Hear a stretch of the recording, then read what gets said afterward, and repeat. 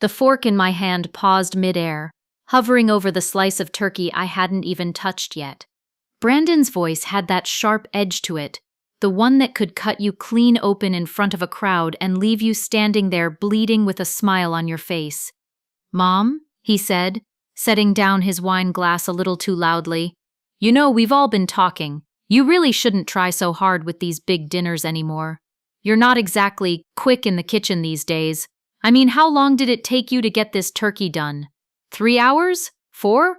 The words were light enough on the surface, but the smirk that followed, slow, deliberate, like he'd been saving it, made my cheeks burn. Laughter rippled down the table, polite from some, genuine from others. His wife gave that tight-lipped smile she always wore when he was being cruel but pretending to joke. His oldest boy snorted under his breath. Brandon wasn't done. "You know," he went on, spearing another piece of meat, "if you ever just admitted you're not as capable as you used to be, we could all save ourselves the trouble. You could just show up, sit in a corner, and look pretty for the pictures. We'd handle the rest." I forced a small smile, because that's what you do when your own son decides to perform your humiliation like it's dinner entertainment. The kind of smile that says, "I'll laugh now so I can cry later." My hands itched to push my chair back, leave the table entirely, but I stayed put. Always stayed put. The room went quiet enough that you could hear the clink of a serving spoon against the sweet potatoes. Some eyes stayed locked on their plates. Others, his sister-in-law, my cousin Ruth, met my gaze with a look that was almost pity, but she looked away quickly. And then, from 3 seats down, my granddaughter leaned slightly toward her phone. I thought she was scrolling at first, bored with the adult conversation, but then I caught the soft blue light against her face and realized she wasn't scrolling. She was on a video call. She didn't say a word to me, but she angled the screen just enough so I could see Daniel's face, my ex-husband. He was sitting in his study, the shelves behind him lined with the same military plaques and medals he'd had when we were married. His jaw was set, eyes narrowed, he'd heard everything. My granddaughter's voice was calm when she spoke, almost too calm. "Dad," she said, interrupting Brandon just as he started to pour himself another drink. "Grandpa's been listening the whole time. He heard every word you just said to Grandma." Brandon froze mid-pour, then laughed. "You're kidding," he said, shaking his head like it was all a big misunderstanding. But I saw the way his eyes flicked to the phone again, and how the laugh didn't quite reach them. Daniel's voice came through, steady and low, the same tone he used to use with young recruits right before tearing them apart. "Stay there, Brandon.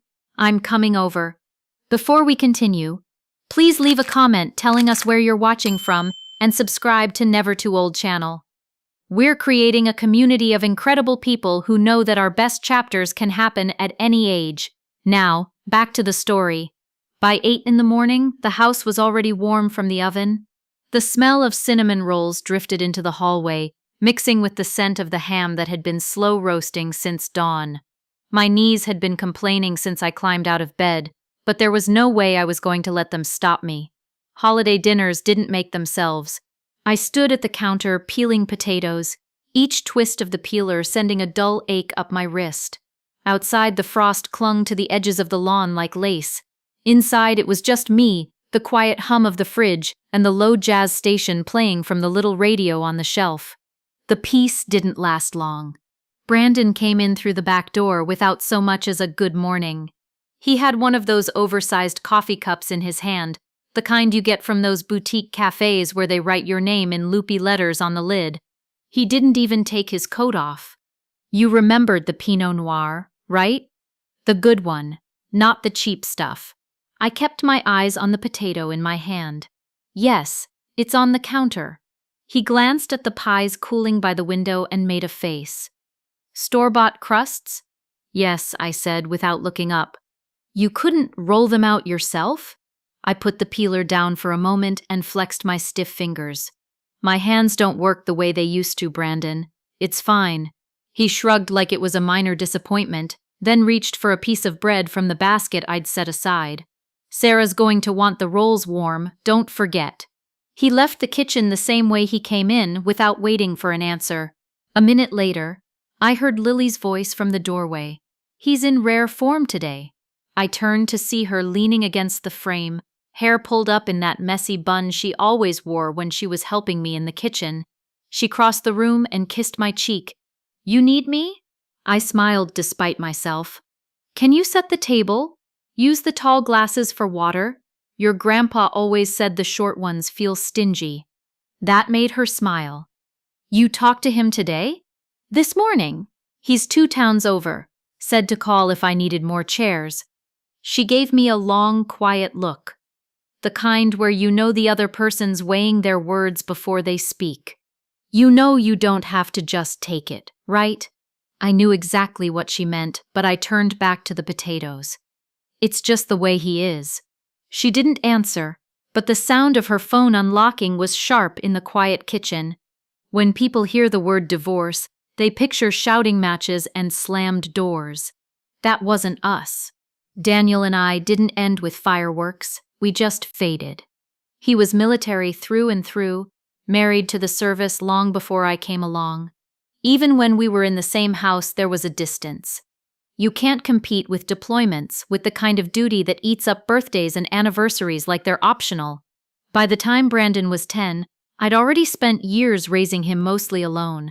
Daniel would come home with gifts from Germany or Japan, his suitcase smelling faintly of jet fuel and the starch of his pressed uniforms, and Brandon's eyes would light up like a Christmas tree.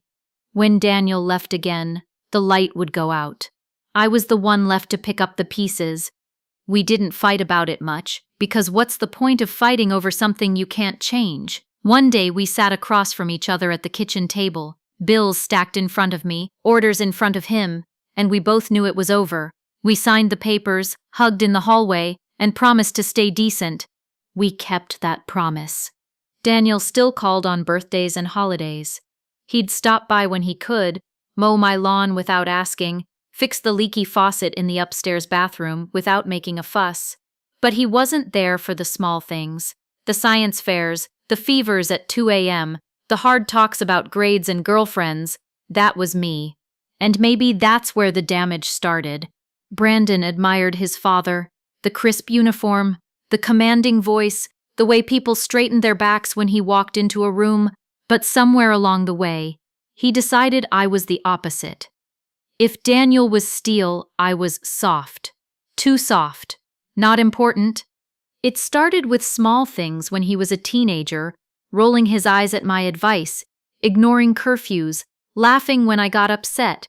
As he got older, it turned sharper, sarcasm that cut a little deeper, jokes that weren't jokes, the kind of comments you learn to absorb because confronting them just makes you tired. Lily saw it. She's always been sharper than her age. I'd catch her watching the way he spoke to me, the way he spoke over me, and her little jaw would tighten. She loved her dad, but she wasn't blind. The irony? Daniel never treated me that way. But Brandon took the version of his father he idolized and left out all the parts that made the man respectable. By 4 o'clock, the house was buzzing with company. The front door kept opening and closing, letting in blasts of cold air and the smell of damp wool coats. Someone had propped the screen open with a heavy boot, and I could hear the scrape of shoes on the welcome mat as more guests came in. Brandon took it upon himself to play host, the kind of host who thinks pointing out every flaw is part of the charm.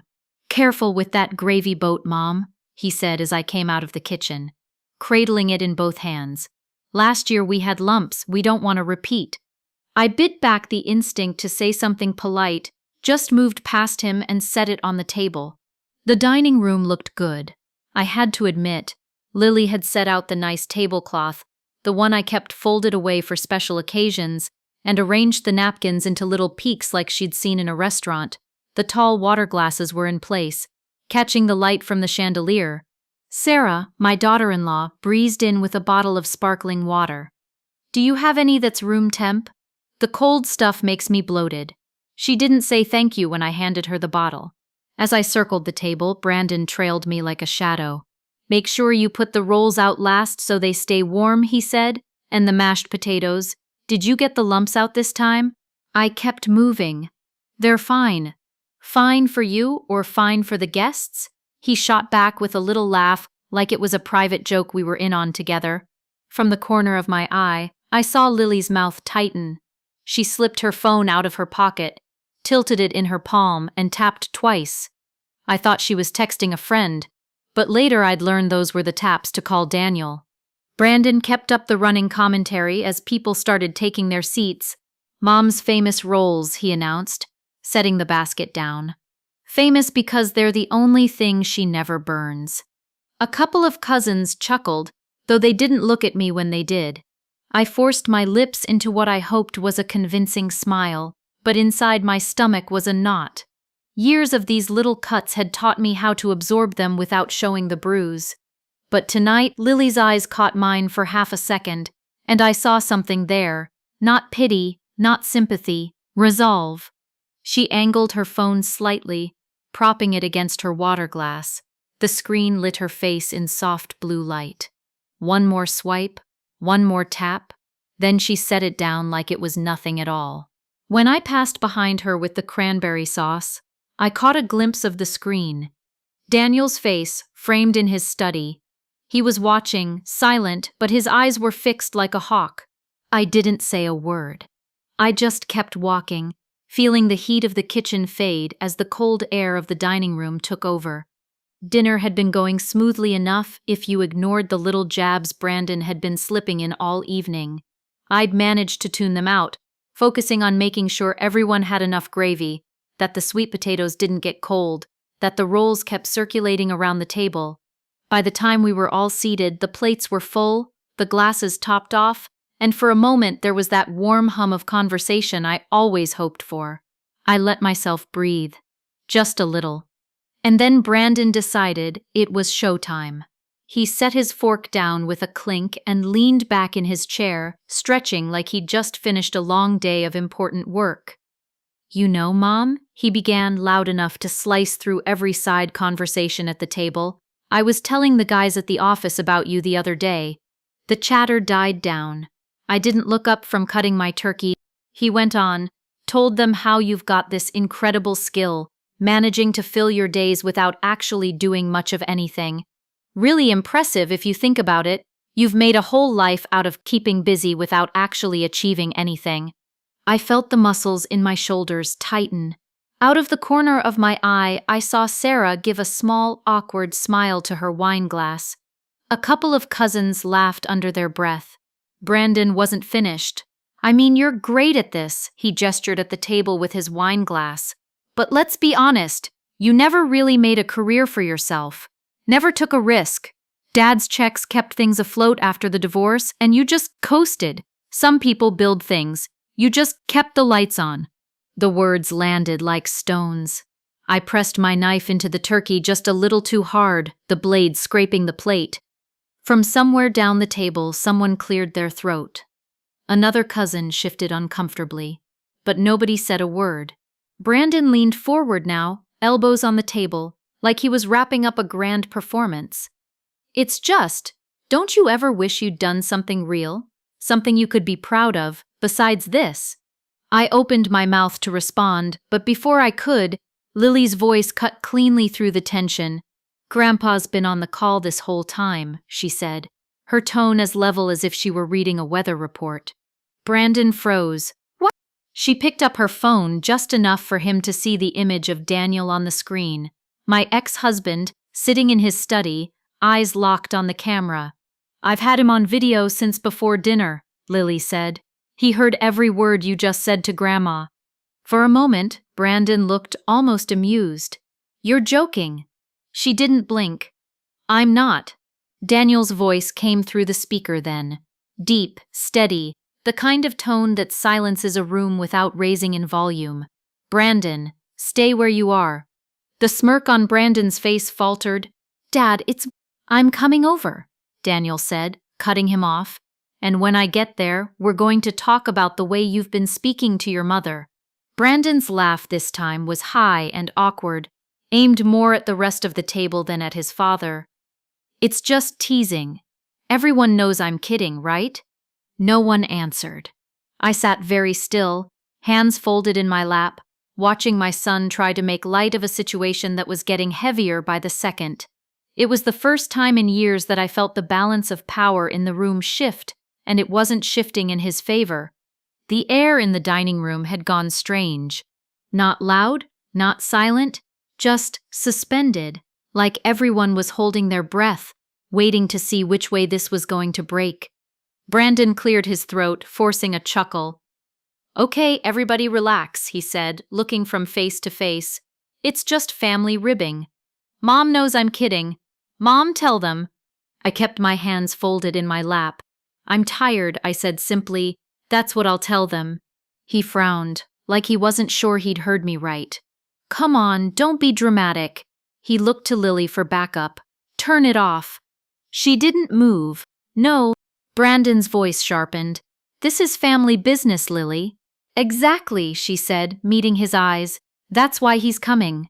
Sarah shifted in her seat, tucking her hair behind her ear, staring at her plate like it had suddenly become very interesting. Someone down the table coughed.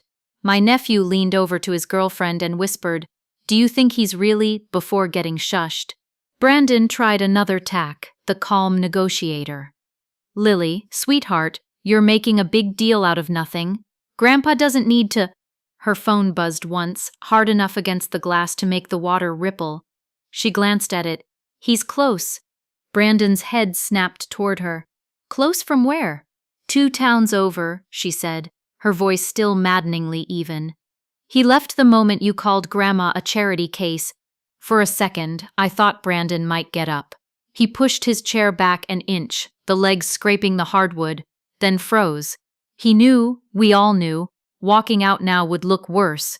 I stayed quiet, but my mind was running. I thought of all the years I'd let comments like this slide, telling myself it wasn't worth the fight, telling myself he didn't mean it. And here was Lily, refusing to let it go. I felt something I hadn't in a long time, not just relief, but the tiniest flicker of vindication. Brandon's foot started bouncing under the table, a restless little beat that made the silverware tremble. "Mom," he said, lowering his voice, "you don't want this. You don't want him in here making a scene." I looked at him for a long moment. "I want you to stop talking to me like I'm furniture." He blinked, taken aback, and for the first time all evening, he didn't have a quick comeback. The porch light clicked on, the motion sensor catching someone on the steps outside. Footsteps. Slow, deliberate, heavy. A pause. Then, one single knock on the door. Not loud, but final. No one moved to answer it. We didn't have to. He would come in. The knock at the door had been enough to still every sound in the room, but when the front door swung open without hesitation, a ripple of unease moved around the table. Daniel stepped in like he'd been invited, though we all knew he hadn't needed an invitation. The cold night air clung to his wool coat, and with it came that faint scent of leather and something sharper, the way a room smells just before a storm. He didn't rush. He never did. His boots made solid, deliberate thuds on the hardwood, and each step seemed to land somewhere in Brandon's chest. Daniel took off his gloves, slid them into his coat pocket, then hung the coat on the rack by the door with the same precision he'd use hanging a uniform. The dining room doorway framed him as he stepped in, his posture straight enough to make the old wooden chair legs creak in sympathy. His eyes swept the table once, taking in the plates, the frozen smiles, the way not one person reached for their fork now. "Evening," he said, his tone quiet but carrying to every corner.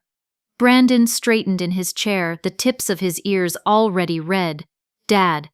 Daniel lifted one hand, palm out. Just that. And Brandon's mouth clicked shut like a drawer pushed too hard. Daniel's gaze landed on Lily. "You all right?" She gave a quick nod, chin high. "Yeah." For a heartbeat, his eyes softened when they met mine. It was just enough for me to remember the man who'd once steadied me through a winter storm in Germany, one arm over my shoulders, saying nothing but keeping me upright. Then it was gone, replaced by something harder. He turned to Brandon. "You and I need to talk about the way you treat your mother." Brandon gave a quick, breathy laugh, the kind meant to invite the room in on the joke. "It's just teasing. You know how families are. Daniel didn't blink. I know how respect works, and I know what it looks like when it's missing. From the far end of the table, my sister-in-law pressed her napkin into her lap a little too hard. My cousin's husband cleared his throat, then thought better of speaking. Sarah stared at her wine glass like the answer to escaping this moment might be in the reflection. Daniel stepped closer to Brandon's chair, his shadow falling over the plate. 16 years old, he said, nodding toward Lily, and she's the one who knows better. She's the one who stood up tonight, when no one else had the backbone to.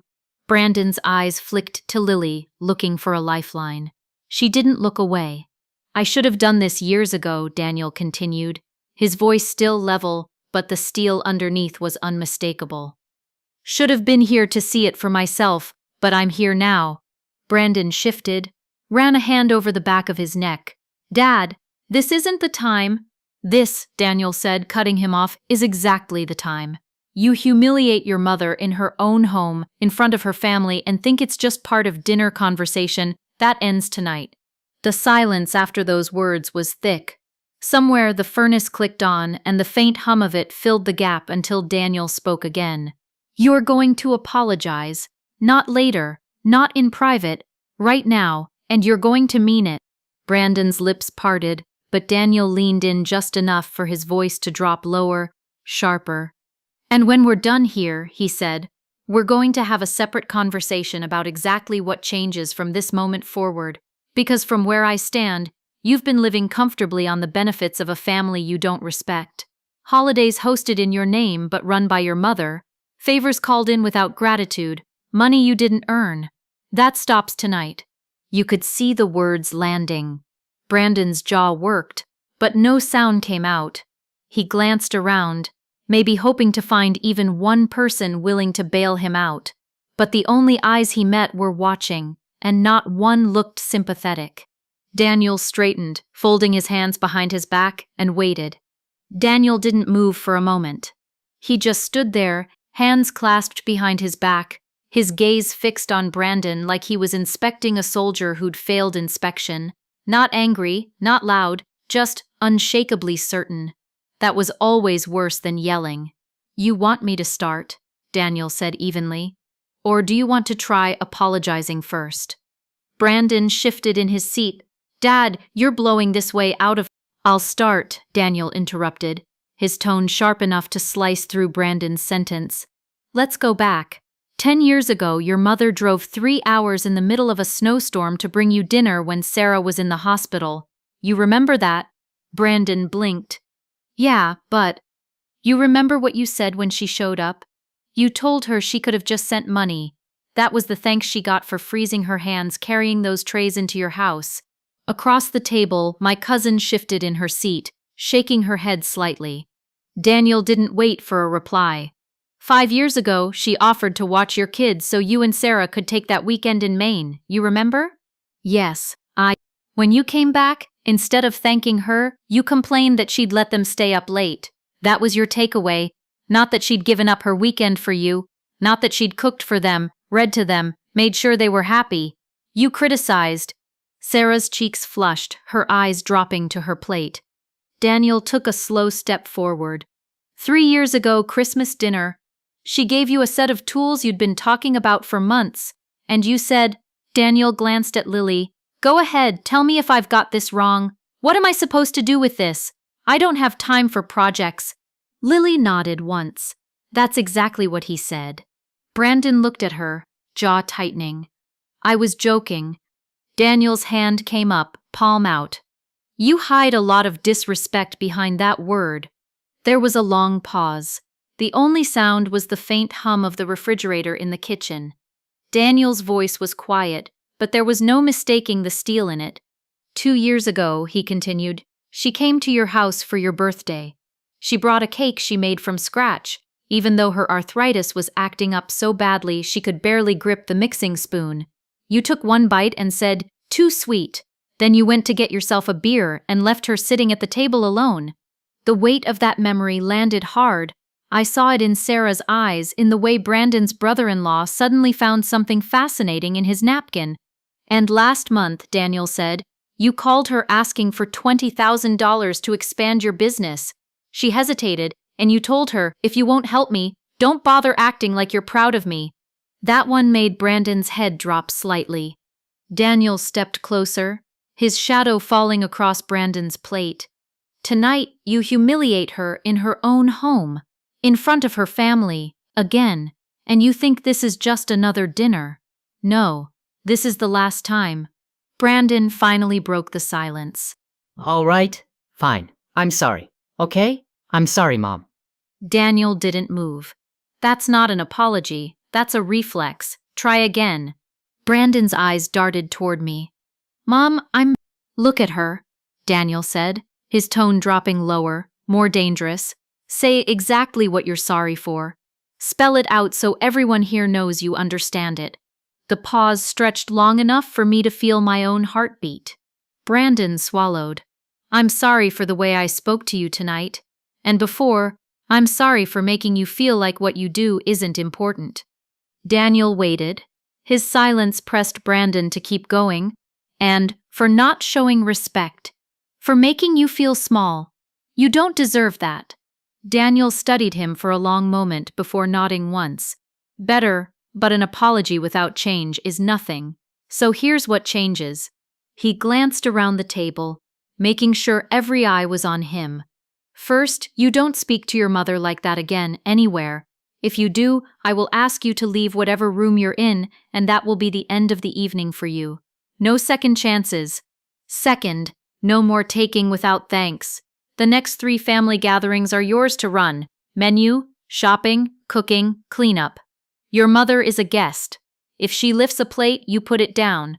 Third, the financial faucet is off. No loans, no cosigns, no introductions for opportunities. You want growth? Earn it. Do it without her money and without this family's shortcuts. Daniel straightened, then addressed the room, not just Brandon. We're not pretending we didn't hear what we heard tonight. From now on, respect is not assumed, it's earned, day by day. Until you show it consistently, you're a guest here, not the center of gravity. His eyes returned to Brandon. You want to be treated like a man? Start acting like one. Brandon didn't answer. He looked down at his plate.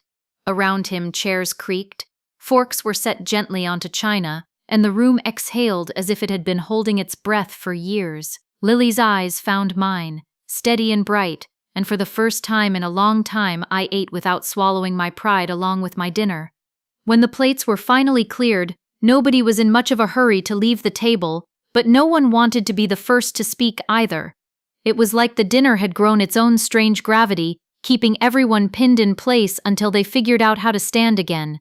Brandon pushed his chair back first, the legs scraping against the floor in a sound that made Sarah wince. He mumbled something about checking on the kids and left the dining room without looking at me, Daniel, or Lily. Small conversations began to bubble up, cautious, quiet ones. My sister-in-law asked if anyone wanted coffee. My cousin offered to help with dishes, but before I could answer, Daniel said, "She's not lifting a finger tonight." That ended that discussion. I stayed seated a while longer, my hands wrapped around a lukewarm mug of tea.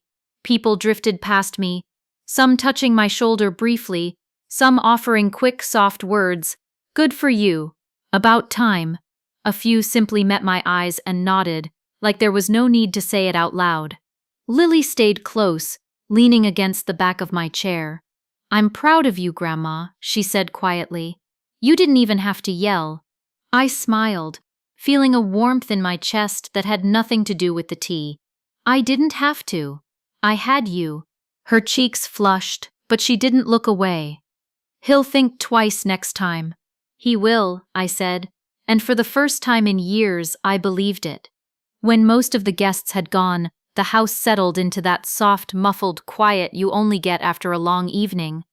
Daniel found me in the kitchen, standing near the sink with his hands in his pockets. "You should have called me sooner," he said. "I didn't think it would matter," I admitted. "He's been like this for years." He shook his head slowly. "It matters. It always matters." For a moment, we just stood there, the silence comfortable in a way I hadn't expected. Time had changed us both, but in that moment, I saw the man I'd once built a life with, the one who'd carried our son on his shoulders, the one who'd fixed the porch steps in the rain without being asked. "You were good tonight," I said. He gave a small shrug. "I wasn't here when it started. Least I could do was be here when it stopped." We didn't hug, didn't linger. But when he left, I noticed he gave Lily a small salute as he passed. She grinned all the way to the door. The next week, at Sunday lunch with a smaller group, Brandon was quiet. Not sulking, not combative, just quiet. He served people before serving himself. He asked if I wanted more tea. It wasn't a transformation, not yet, but it was the kind of shift you notice when someone's testing out new ground under their feet. Word had spread, of course. Family members who hadn't been there knew. Neighbors seemed to know. Even at the grocery store, I caught someone giving me that knowing smile. It wasn't pity, it was respect. And Brandon knew it too. He could feel the difference in how people looked at him, not with admiration, but with the memory of what they'd heard that night. He'd lost something you can't buy back, and we both knew it. That evening, as I settled into my favorite chair with a blanket and a book, Lily curled up on the couch across from me. "Do you think Grandpa will have to come back again?" she asked. I shook my head. No, once was enough. She smiled, satisfied, and went back to scrolling on her phone.